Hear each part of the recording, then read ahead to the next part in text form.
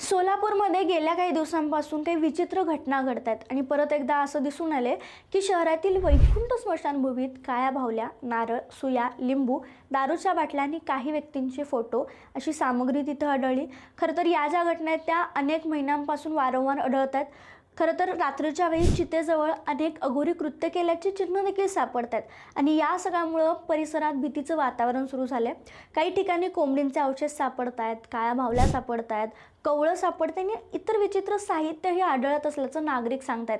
शिवाय स्मशानभूमीत जळलेल्या चितेमध्ये जे काही अवशेष असतात ते देखील गायब होत असल्याची तक्रार नागरिकांनी केली आणि या अवशेष गायब होण्यामुळे परिसरात संशय आणखी वाढला।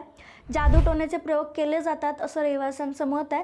रहिवासी असंही सांगतायत की अमावस्या आणि पौर्णिमेला रात्री अशा वस्तूंचं प्रमाण वाढते, अशा गोष्टी घडतात।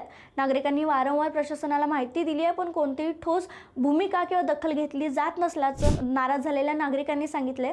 मात्र नातेपुते शहरात आणि स्मशानभूमीत हे जे काय असतं म्हणजे पौर्णिमा आणि अमावस्येला विशेष पथक नेमून अशा अघोरी कृत्य करणाऱ्यांना लवकरच आम्ही त्यांचा बंदोबस्त करू असं तिथल्या पोलिसांनी सांगितलंय।